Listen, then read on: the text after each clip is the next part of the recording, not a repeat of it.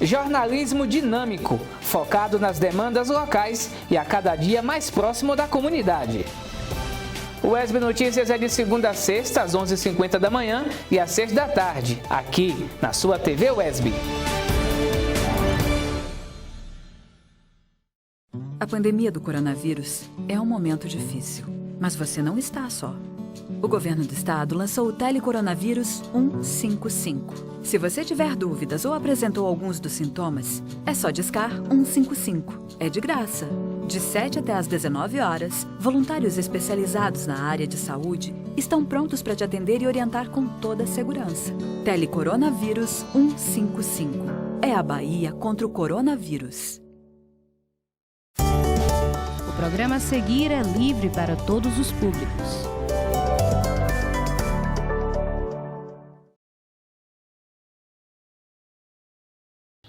O negro com ciência. A dificuldade de ser pesquisador negro é a dificuldade de ser negro no Brasil. Ela passa por aí, né? Assim, o menino negro, nos anos iniciais, com todo o racismo que ele sofre, com toda a opressão, com toda carência que se dá na própria estrutura social em que o negro cresce no Brasil, é a mesma que o pesquisador tem. O negro e a ciência, uma questão de identidade e cidadania. O desafio que penso, para mim, é pensar de tudo, né, na questão das potencialidades, que muitas vezes é negada a esse sujeito negro, né, as oportunidades e as potencialidades que ele tem. Neste mês de novembro, o Univerciência dá um destaque todo especial sobre a importante contribuição da população negra para o conhecimento científico. Além deste tema, você vai ver também divulgação e popularização da ciência pelas TVs públicas, um tema discutido recentemente pela Universidade Estadual de Feira de Santana. E ainda, no nosso quadro, Pra que serve a importância do estudo da matemática?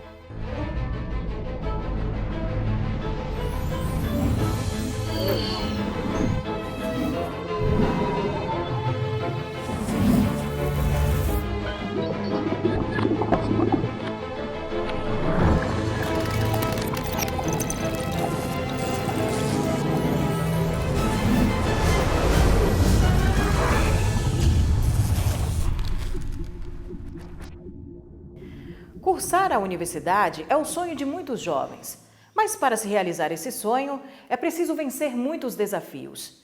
E quando se é negro e vive na periferia, por exemplo, esses desafios podem ainda ser maiores. Apesar de a Constituição Federal garantir acesso igualitário à educação a todos os brasileiros, foi preciso uma lei de cotas para que negros, pardos e indígenas pudessem ingressar nas universidades do país. A partir de muita luta, como resultado de muita luta dessas populações, durante 400 anos, 500 anos, a gente vai ver alguma movimentação no universo acadêmico reivindicando essa presença negra em todas as áreas do conhecimento. Então, a gente não tem ainda essa resposta de tudo, mas a gente tem uma demanda, e essa demanda está escancarada, e hoje em dia, a partir principalmente da instituição das cotas, das reservas de vagas no ensino superior e das leis 10.639 de 2003 e 11.645 de 2008, que obrigam o ensino da história da África, da cultura afro-brasileira, das culturas indígenas e da história dos povos indígenas em todas as escolas do país, a gente vai ter institucionalizado essa demanda. Segundo estudo do Instituto de Pesquisa Econômica Aplicada, IPEA, dados mostram um crescimento de 25% entre 2009 e 2015 no perfil e acesso de negros e pardos nas universidades. Em 2001, eles representavam 22% desses estudantes. Já em 2015, essa participação alcançou 44%. Num país em que 19.200.000 pessoas se autodeclararam pretas ou pardas, o que representa a maioria da população brasileira, correspondendo a uma fatia de 46,5%, essa grande parcela ainda é minoria nas instituições de ensino superior. Nos últimos anos, estudantes como Ayla Cristina tem mudado essa realidade. Eu cursei o magistério, né, o curso normal. E devido às condições, eu moro numa comunidade rural aqui no município de Ubaíra, e devido às condições mesmo, a única oportunidade que tinha era ciências biológicas e a geografia no Baiano. Como eu queria licenciatura devido a caminhar no magistério, e eu já tinha atuado numa escola do campo aqui durante 2 anos, eu escolhi a geografia. E aí, quando eu cheguei no campus, eu fui acolhida de uma forma assim, tão bem por todos os coletivos que existiam lá, e me apaixonei pela geografia, né? Me encontrei lá no Eixo Baiano. E sobre o meu caminhar, eu pretendo seguir carreira, assim, pretendo seguir mestrado na geografia ou na área de educação, porque eu acredito no poder que isso tem de mobilizar e de transformar vidas, né? As mudanças no perfil e no acesso de negros e pardos às instituições de ensino superior só são possíveis graças às ações afirmativas. Políticas como essas garantem aos estudantes não só a oportunidade de ingressarem, mas também de permanecerem e concluírem os estudos nas universidades. Sobre assistência estudantil, eu acho que é fundamental, assim. Não tem como a gente pensar na permanência e no corpo negro na universidade se a gente não pensar na garantia da assistência estudantil para esses sujeitos, né? Porque é aquela questão, a gente está classe trabalhadora, somos pobres em sua maioria. Então, sem essa assistência estudantil, sem as bolsas de iniciação à pesquisa, a extensão, a docência, como, por exemplo, o PIBID de residência pedagógica, a gente não consegue se manter lá. Né? Não dá para pensar sem falar da assistência estudantil. Personagem marcante nas histórias de superação e resistência, o povo negro, apesar do racismo que ainda persiste, continua conquistando seu espaço com bravura e muita luta. Eu me vejo muito como educadora, então talvez eu caminhe nessa linha, né, da educação mesmo, pensar seguir carreira como pesquisadora na educação ou na geografia. E eu gosto muito da geografia agrária, né, de pensar nos povos e comunidades do campo, talvez são áreas assim que eu siga. E no nosso Papo Ciência de hoje, o desafio do pesquisador negro dentro da universidade. Confira na entrevista. E no nosso Papo Ciência de hoje, a gente tem a honra de receber o professor e pesquisador do IFE Baiano, José Carlos Ferreira, que vai falar a respeito da sua pesquisa no campo da etnomatemática. Mas, como primeira pergunta, a gente quer saber do professor José Carlos qual o desafio de ser um pesquisador negro. Muito obrigada, professor, por participar com a gente aqui do Papo Ciência do Universiência. A dificuldade de ser pesquisador negro é a dificuldade de ser negro no Brasil. Ela passa por aí, né? Assim, o menino negro, nos anos iniciais, com todo o racismo que ele sofre, com toda a opressão, com toda carência que se dá na própria estrutura social em que o negro cresce no Brasil, é a mesma que o pesquisador tem, né? Da dificuldade de acesso para a pesquisa, para a publicação, para a formação, né? Ter acesso, na realidade, aos espaços formativos, porque as temáticas negras elas são negligenciadas, né? Para você ter uma noção, na minha pesquisa, eu pontuo que o que se tem de produção em matemática, em etnomatemática, em 2015, tanto nos bancos da CAPES como os de outras agências de fomento, são extremamente insuficientes para dar visibilidade à produção dos povos africanos e afrodiaspóricos, incluindo aí os afro-brasileiros, né, sob a perspectiva da produção de conhecimento. Então, ser pesquisador negro no Brasil é matar um leão por mês, metaforicamente falando, né? Professor José Carlos, a sua pesquisa no campo da etnomatemática, o que motivou o senhor a estar realizando essa pesquisa, a estar fazendo esse projeto? Na minha graduação, eu tinha a percepção de que algo acontecia de errado no ambiente de sala de aula. E na minha pós-graduação, na minha primeira especialização, tive a oportunidade de conhecer, por meio de uma orientação, o programa de etnomatemática, fundado em São Paulo, inicialmente em São Paulo. Ele tem hoje quase 40 anos, né? É um programa que se expande pelo mundo todo, né? Ele objetiva, na realidade, estudar as produções do conhecimento sob a perspectiva das etnicidades, e a etnomatemática é esse lugar que congrega vários saberes, né? Então, assim, ela não é uma disciplina ou uma ciência à parte, ela é um programa que congrega várias áreas de pesquisa, porque o conhecimento não cabe na caixinha da matemática. Para saber matemática, o sujeito está atento, na realidade, às dinâmicas do seu dia a dia, às dinâmicas e os problemas do seu dia a dia. O processo de contar, elaborar, medir, ele não se dá apenas por instrumentos, ele se dá na relação do sujeito com o mundo. Então, ao se relacionar com o mundo, outros diversos conhecimentos vão interagindo com esse sujeito e vão dando a ele a capacidade de produzir conhecimento. Então, ao ter contato com esse programa, eu passei a me interessar cada vez mais sobre essa perspectiva.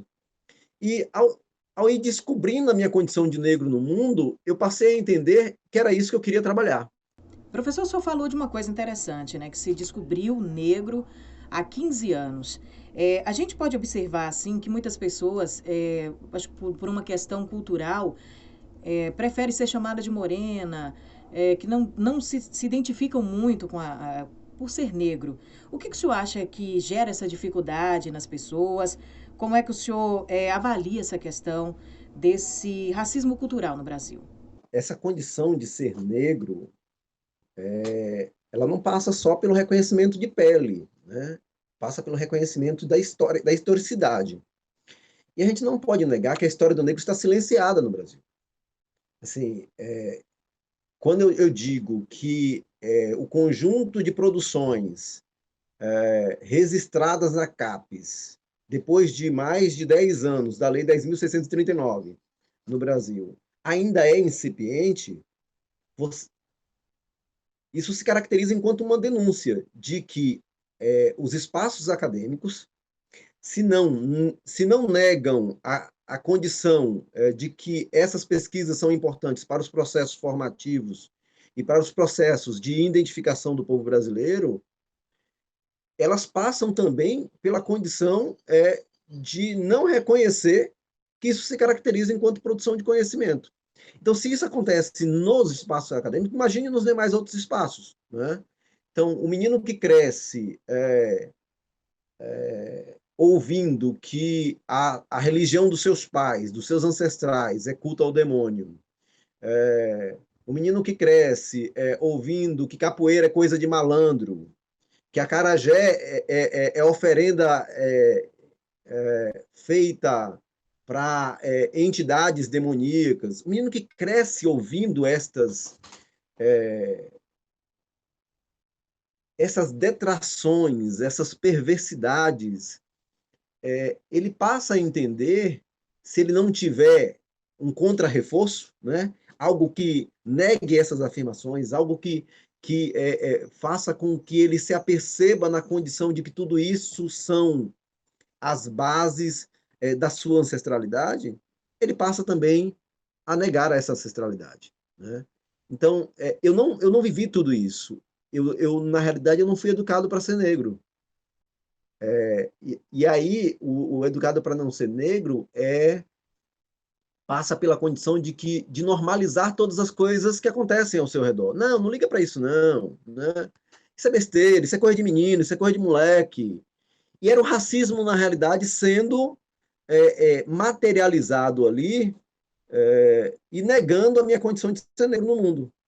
Quando eu digo que eu me apercebo negro, é que de uma hora para outra aquilo faz tanto sentido em vários momentos da vida que só me restava uma coisa: me apropriar dessa condição e engrossar o caldo daqueles que lutam uma luta antirracista, né? Lutam para um processo de libertação, lutam para um processo de conquista de direitos. Para encerrar nosso bate-papo, professor, qual é a mensagem que o senhor deixa para aquelas pessoas que sonham em ingressar na universidade, as pessoas negras, e que sonham também em ser pesquisador, seguir carreira acadêmica? É preciso, todos os dias, reforçar esses espaços. Eu digo ao pesquisador negro que reconheça a sua condição de negro no mundo e produza aquilo que é necessário para que os seus possam acessar conhecimento de forma diferenciada, sobre uma lógica epistêmica diferenciada, que possa acessar, na realidade, os diversos espaços acadêmicos, como a COPEN, a PPI, que são órgãos de produção acadêmica, né, que legitimam, na realidade, a produção negra no Brasil. Professor, muito obrigada por sua participação com a gente aqui no Papo Ciência e no Universiência. Eu que agradeço, Cristiane, assim, me coloco à disposição também, sempre que você julgar necessário, é só entrar em contato e a gente efetiva isso aí, tá bom? E daqui a pouco voltamos com mais Universiência, trazendo informações a respeito da produção da pesquisa científica dentro das universidades públicas. Não saia daí.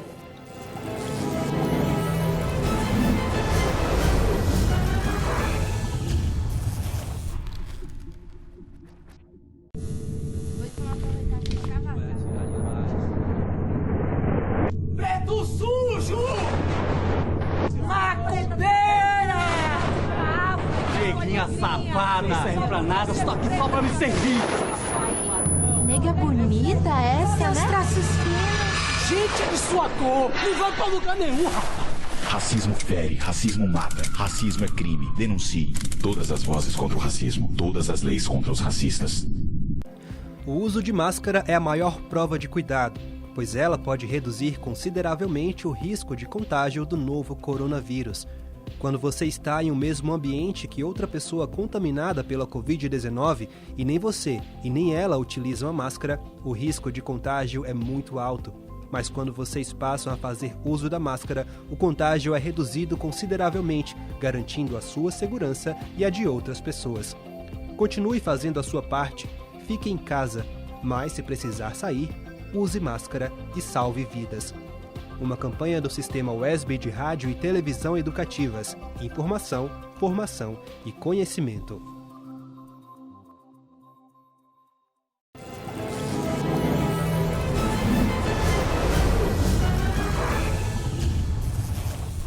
Qual o impacto da TV pública na divulgação do conhecimento científico? Recentemente, a Universidade Estadual de Feira de Santana realizou uma discussão interessante a respeito do tema. Olá! Em um tempo em que o papel da ciência é cada vez mais discutido, como fazer com que as pessoas entendam e conheçam mais as produções e descobertas científicas e qual o papel das TVs públicas e universitárias na divulgação e popularização da ciência. Eu sou Rosleal e este é o TVOD Informa. Os questionamentos sobre a divulgação e a popularização da ciência foram temas da mesa redonda realizada pela TV Olhos d'Água na segunda-feira, dia 19 de outubro. O evento fez parte da programação da Semana Nacional de Ciência e Tecnologia, realizada este ano em formato virtual na Universidade Estadual de Feira de Santana. A mesa, mediada pela coordenadora da TV Olhos d'Água, Paula Peixoto, reuniu durante 1h30 os participantes: Rubens Sampaio, diretor do Sistema WESB de Rádio e Televisão Educativa, Kelly Gemina, coordenadora da TV UNEB, Flávio Gonçalves, diretor-geral da TVE e Rádio Educativa FM, e Rodrigo Bonfim, coordenador de produção da TV UESC. Depois do evento, Rodrigo Bonfim e Rubens Sampaio falaram para o TVOD Informa sobre a participação deles na mesa e a importância de se discutir o tema. Acompanhe. Tivemos uma live importantíssima, promovida pela TV Olhos d'Água, relacionado à divulgação e popularização da ciência entre as universidades estaduais da Bahia, a TVE, e foi um momento assim ímpar, introdutório, inicial, para a gente discutir essas questões e fechar parcerias futuras, porque sozinho é difícil para a gente caminhar, mas juntos somos fortes. Eu entendo que momentos como o que tivemos nos ajuda bastante naquilo que nós acreditamos ser o caminho para as TVs universitárias e para o sistema público de comunicação, que é exatamente a possibilidade da formação de parcerias para que cada instituição, dentro do seu contexto, das suas limitações e da sua fase de desenvolvimento, possam estar contribuindo para que também que possamos estar nos complementando, para que assim a gente possa cumprir aquilo que é o desejo de todos nós, que é exatamente a popularização da ciência, a divulgação do conhecimento científico, até porque entendemos que essa divulgação e essa popularização da ciência faz parte de um processo de inclusão que se torna cada vez mais necessário no nosso país. É bom pontuar que a exclusão de grande parte da população do conhecimento científico faz parte de um processo maior de exclusão social que nós temos no nosso país. Nós vivemos num país um momento muito difícil, um momento onde essa questão da exclusão tem causado grandes danos para a nossa população e tem levado muita gente a decisões equivocadas, decisões extremamente danosas para a questão cultural, a questão social. E vale salientar ainda que este papel nosso tem sido cumprido assim, às duras penas, né? Porque nós temos tido constantes limitações orçamentárias por parte do governo do Estado, inclusive a impossibilidade de contratação de novos docentes para vagas que estão abertas, principalmente ligadas à área da comunicação, a corte nos nossos orçamentos, dificuldades para aquisição de equipamentos, e não é possível fazer uma comunicação sem um investimento constante em equipamentos, e nós temos sofrido bastante com isso. Apesar de todos esses problemas, a produção universitária é muito grande, nós temos produzido muito conhecimento, muito conteúdo na área científica. As nossas universidades trabalham muito, não é? Nossos pesquisadores trabalham muito. Então, assim, entendo que é fundamental a gente continuar, apesar de todos esses percalços que temos tido, é fundamental que continuemos conversando, continuemos trabalhando na complementaridade das nossas instituições, cada uma na sua forma de produção. E entendo que momentos como o que tivemos precisam ser repetidos com mais frequência, que nós possamos estreitar e estarmos produzindo juntos, porque nós temos uma população muito grande do nosso estado, ainda desassistida, e que se interessa e gosta do conhecimento. A coordenadora da TV Olhos d'Água, Paula Peixoto, também falou da importância do evento. Durante a Semana Nacional de Ciência e Tecnologia da UFES, a TV Olhos d'Água promoveu uma mesa redonda para falar um pouco sobre o papel das TVs universitárias, TVs públicas, na divulgação e também na popularização do conhecimento científico que é produzido principalmente nas universidades, né? Foi um momento de formação, de troca de experiências, de conhecer mais o trabalho dessas TVs, TVE, TV UESC, TV UESB, TV UNEB e TV Olhos d'Água. Então foi um encontro muito rico e possibilitou a gente conhecer mais e entender mais sobre o nosso papel, principalmente relacionado à divulgação do conhecimento científico. Muito boa mesmo a discussão sobre o tema, e eu lembro que você pode saber mais sobre a produção científica da UFES nas suas mais variadas áreas aqui na TV Olhos d'Água. Fique atento à nossa produção, se inscreva no nosso canal e nos acompanhe também no Instagram e no Facebook. Tchau! E agora um assunto que é pauta obrigatória nos nossos dias. A FAPESB está desenvolvendo uma pesquisa científica bem interessante, que estuda os efeitos da Covid-19 no corpo humano. Confira na reportagem. Normalmente você pode demorar anos para concluir uma determinada pesquisa ou para responder uma determinada pergunta. E agora a gente sente a necessidade de trazer informações rápidas para que elas possam ter um impacto agora, além da gente entender mais a médio prazo o mecanismo dessa doença.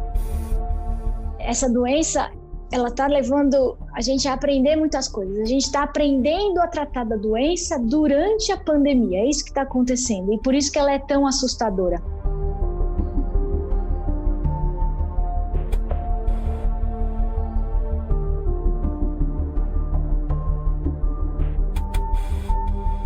Em relação aos danos que a Covid-19 causa no organismo, a gente sabe que o órgão-alvo são os pulmões. A doença é uma doença pulmonar, ou pelo menos primariamente pulmonar. Os pulmões são a porta de entrada do vírus, né, as vias respiratórias. E essa doença, na grande maioria dos casos, ela é realmente uma doença leve, mas uma porcentagem pequena dos casos, que pode variar em torno de uns 5% dos pacientes, a doença pulmonar ela pode ser muito grave.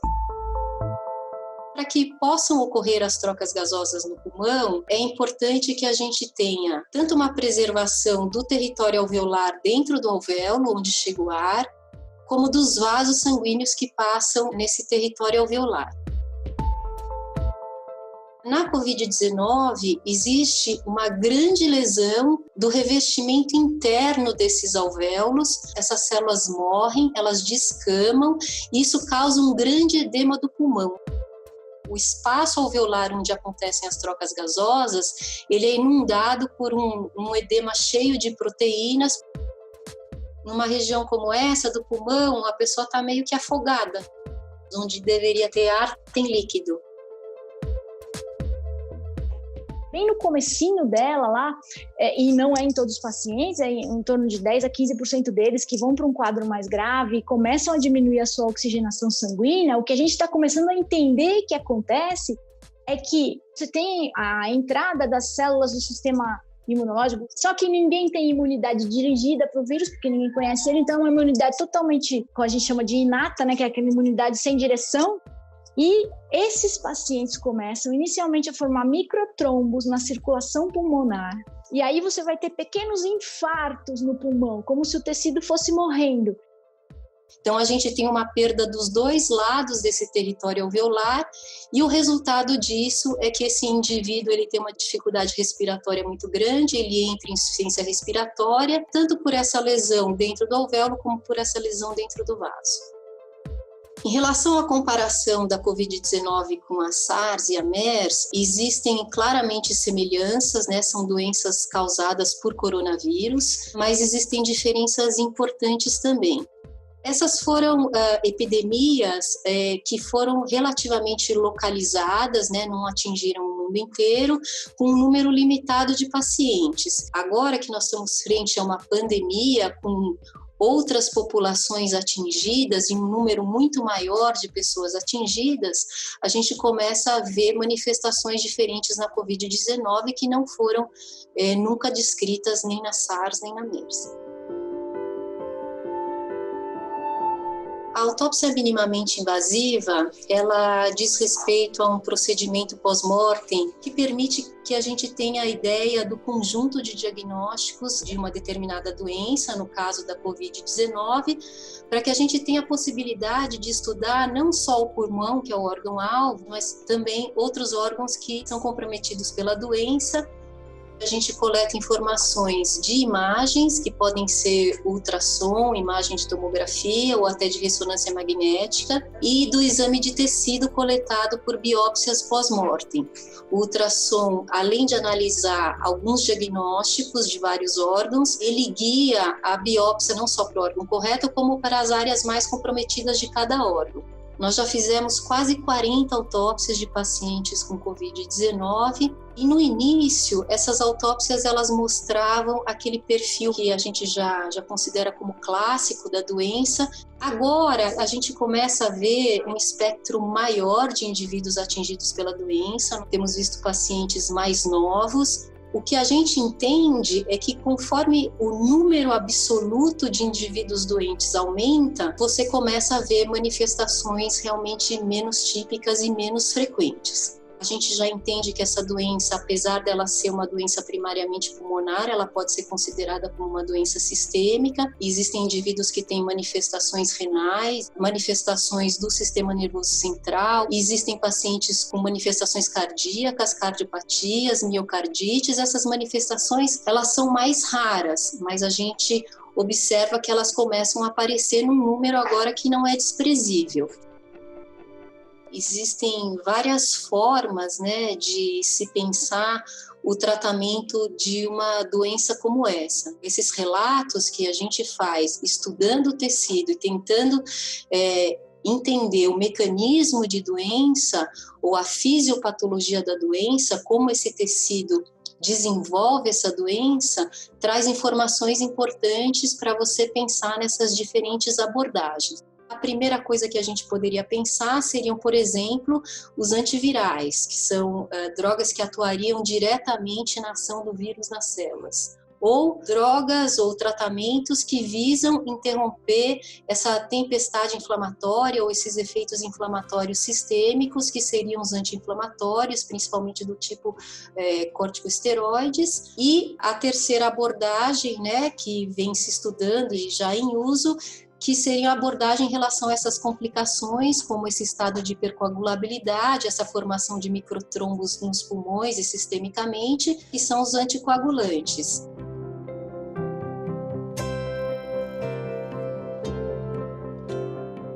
A doença é muito complexa, cada vez a gente aprende mais sobre elas, mas um dos tratamentos que a gente julga importante, que vem estudando, é a anticoagulação precoce, no momento em que se inicia essa falta de oxigenação sanguínea. Não é qualquer anticoagulante, é um derivado da heparina. A gente começou com isso no finalzinho de março, quando eu observei uma primeira paciente que tinha essa insuficiência respiratória de rápida instalação, com uma complacência pulmonar normal, o pulmãozinho dela enchia fácil, mas ela tinha uma baita hipoxemia. Eu falei, nossa, isso parece uma trombose, porque a gente vê isso em embolia pulmonar, tromboembolismo pulmonar, mas ela não tinha um quadro desse. E aí, na hora, a gente ligou a heparina, o pessoal da UTI do Sírio me ajudou, a gente fez, e ela melhorou rápido, ela melhorou em 12 horas. Com essas evidências, aí a gente foi procurar o pessoal da patologia do HC, a doutora Marisa Donikoff, o doutor Paulo, e aí saiu o nosso primeiro paper, dizendo da formação dos microcoágulos. Realmente tinha lá nos pacientes das autópsias que eles tinham feito bastante ocorrência disso, e depois os colegas da Itália também trouxeram coisas, depois os colegas da China, do Japão, foram juntando esses dados que batiam com a história. Se a gente for fazer a grosso modo agora, naquela época eram 27 pacientes, ninguém morreu, agora nós estamos com 80 pacientes, ninguém morreu. E tem que ficar claro, não é a cura da doença, de jeito nenhum, é o suporte de pacientes graves que vão parar no hospital por causa disso, é um tratamento intra-hospitalar, quer dizer, é uma coisa complexa e que não é única, que tem uma série de outros tratamentos associados a isso, mas que traz uma evolução que a gente está muito feliz assim, com o que a gente está tendo até agora.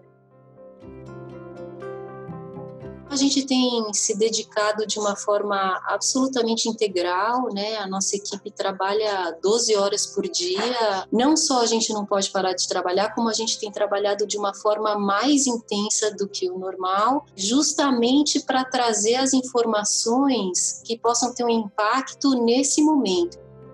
Por outro lado, a situação é muito grave, o número de mortes aumentando bastante, né? E a gente vê também respostas diferentes da sociedade, né? Pessoas que valorizam isso enormemente e pessoas que se comportam como se nada tivesse acontecido, né? Então são situações paradoxais e sentimentos paradoxais também todo dia, né?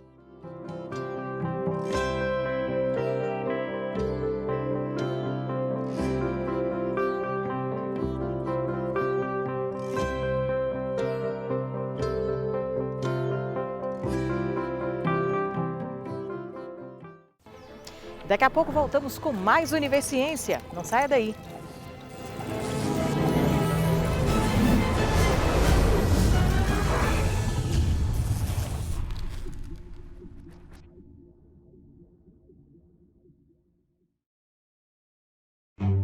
Dengue, chikungunya e zika. O perigo triplicou e a sua responsabilidade também. Os criadouros do mosquito podem estar na sua casa e isso é muito perigoso. Por isso é bom tomar alguns cuidados. Não deixar água acumulada em pneus, manter caixas d'água bem fechadas, evitar o acúmulo de água em garrafas e brinquedos e eliminar os pratinhos de plantas. Todo cuidado é pouco. É bom ficar atento aos sintomas. Se você tiver com febre alta, manchas vermelhas pelo corpo, dor de cabeça ou atrás dos olhos, dores nas articulações, não se automedique. Pode ser perigoso. Procure imediatamente a unidade mais próxima da sua casa. Faça sua parte. Juntos, nós podemos combater o mosquito.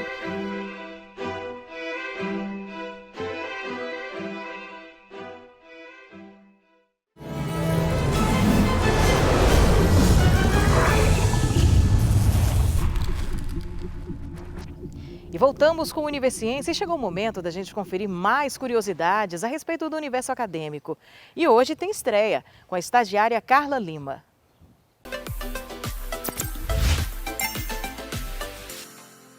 Olá, sejam bem-vindos a mais um quadro Curiosidades do Mundo Acadêmico. Você sabe para que serve o colegiado? Vamos lá que eu te explico. Para cada curso de graduação existe o colegiado. O colegiado é responsável por fixar diretrizes e orientações didáticas para o respectivo curso ou programa, visando garantir a sua qualidade didático-pedagógica.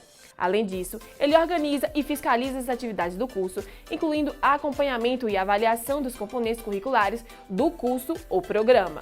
No colegiado são propostas em primeira instância alterações no projeto pedagógico e no currículo do curso, bem como criação e extinção de componentes curriculares. O colegiado também deve planejar semestralmente a oferta de componentes curriculares e definir horários do mesmo, de forma de assegurar o cumprimento do turno estabelecido para cada curso. Ficamos por aqui e até a próxima!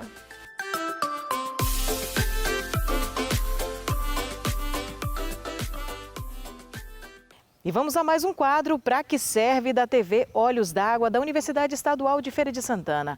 Você sabe a importância do estudo da matemática? Confira aí.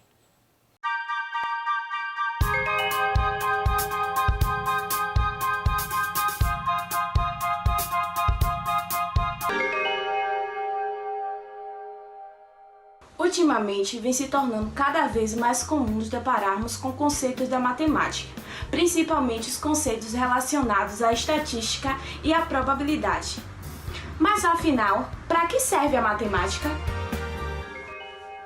No folhetim de Educação Matemática, número 111, se eu não me engano, o professor Carlos Borges ele traz um exemplo bem interessante sobre a propriedade comutativa. Para quem não se lembra dessa propriedade, na adição usual, a ordem dos fatores não altera o resultado da soma. Alguém pode lhe perguntar, e daí? Isso aí afeta a minha vida em quê? Aí você pode convidar o cidadão ou a cidadã para fazer a seguinte reflexão. Imagine que você esteja em um supermercado que não vale a propriedade comutativa. Então, na hora de passar as compras, além de se preocupar com o pagamento, você pode ter uma outra preocupação. Eu vou passar primeiro o arroz ou o feijão? Bom, aí o cidadão ou a cidadã pode responder, mas isso aí é fácil de responder. Bom, agora imagine fazer uma compra com 100 produtos pelo menos. Qual a melhor ordem para que você possa efetuar o menor pagamento? Isso é um problema bem complicado e isso poderia dificultar bastante a sua vida ao fazer uma simples feira em um supermercado. Então, assim, a gente termina usando a matemática de forma até, que eu diria, inconsciente em muitas situações do nosso dia a dia. Por exemplo, para ver esse vídeo aqui, para você assistir esse vídeo, tanto a gravação quanto a transmissão, a confecção dos equipamentos, envolveu muitos modelos matemáticos, desde simples até avançados. Agora, assim, eu não acredito que a gente precisa colocar a matemática num pedestal. Na verdade, para a matemática, de uma certa forma, ela ter importância, é necessário que ela possa resolver problemas que envolvam diversas áreas. E isso aí, em áreas como a medicina, a química, a física, a sociologia. Então, fenômenos que envolvem diversas áreas do conhecimento podem ser modelados através da matemática e a partir daí você encontrar soluções que envolvem soluções tanto complexas como também soluções relacionadas ao nosso dia a dia. E para além de outras questões filosóficas, existe uma questão importante sobre o impacto da matemática na economia de um país. Tem estudos sérios que já demonstraram que a matemática ela corresponde a mais ou menos 15% do PIB de um país e é responsável por 10% dos empregos de um país. Então, se um país quer pensar seriamente no seu desenvolvimento e na melhoria do seu povo, uma das formas é investir de forma pesada em ciência, em educação, em matemática, mas também em todas as outras áreas sem distinções e sem discriminações. A mídia utiliza muitos termos matemáticos para apresentar informações ao público, e não tem sido diferente nos últimos meses, no caso da Covid-19. Como é que a matemática pode nos ajudar a entender essa pandemia? Bom, para entender uma pandemia, é preciso inicialmente confiar na ciência. Então, quando você ouve cientistas alertarem para o perigo de não se fazer isolamento social, porque isso pode provocar um crescimento exponencial de casos ativos em uma pandemia, imagine a seguinte situação. Um rei resolveu recompensar um matemático porque ele resolveu um problema naquele reino. Bom, aí o matemático disse, eu quero meu pagamento da seguinte forma. Pega um tabuleiro de xadrez e na primeira casa você coloca 2 centavos, na segunda casa 4 centavos e assim por diante você vai dobrando o valor. Para cada casa seguinte você dobra o valor. Bom, eu quero como pagamento o valor da última casa, ou seja, da casa 64. O rei deu risada e pediu para os seus súditos fazerem os cálculos. Passado alguns dias, vêm os súditos assustados. A resposta: o rei teria que pagar 2 elevado a 64 centavos para o matemático. Bom, se você não tem ideia de quanto é 2 elevado a 64, tente fazer essa conta numa calculadora. Mas eu já lhe adianto que isso está na ordem de 18 quintilhões.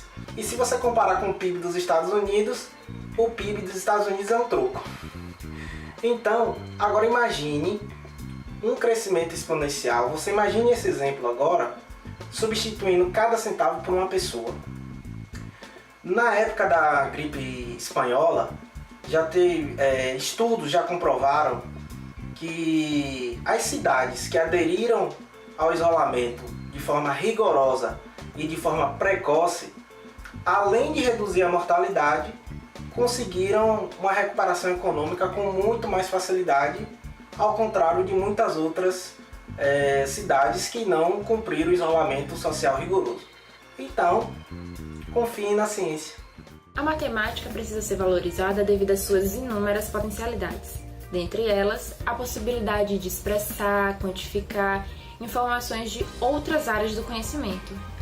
Tá, mas como é que a matemática se relaciona a essas outras áreas do conhecimento nesse contexto que vivemos da pandemia do coronavírus? O matemático Fred Brouwer publicou em 2017 um artigo cuja tradução livre é Epidemiologia Matemática, Passado, Presente e Futuro. Nesse artigo, Brouwer esclarece que na epidemiologia você tem que investigar as causas de uma doença para prever a evolução do contágio. E também é preciso elaborar formas para controlar essa doença. Tudo isso envolve a obtenção e análise de dados, e é nessa etapa aí que entra a matemática. O primeiro modelo em epidemiologia matemática é atribuído ao trabalho desenvolvido pelo matemático Daniel Bernoulli, que no século XVIII realizou um estudo para controlar a epidemia de varíola que assolou a Europa naquela época. Então hoje, nessa pandemia que a gente está vivendo, nós temos muitos grupos de pesquisas multidisciplinares que estão trabalhando sem limites nas nossas universidades, não só aqui no Brasil, mas no mundo todo, e que envolve pesquisadores de diversas áreas, desde a medicina, química, biologia, sociologia e, é claro, muitos matemáticos também envolvidos nessas pesquisas. A matemática e os demais campos científicos são imprescindíveis para o desenvolvimento de uma nação. Se um país deseja o bem-estar de seu povo, deve investir prioritariamente em ciência e educação. Isto perpassa pela valorização da docência. Deveria ser inaceitável e motivo de perda de mandato o governante, no alto de sua ignorância, fazer declarações pejorativas contra professores, guilhotinar direitos e contingenciar orçamentos para a educação. Investir profundamente em ciência e educação é a regra de ouro de um município, de um estado e de um país. Portanto, valorizem a ciência, valorizem o ensino público, valorizem as escolas públicas, valorizem as universidades públicas, valorizem a UFES. O Universiência de hoje fica por aqui, voltamos na próxima edição. Até lá!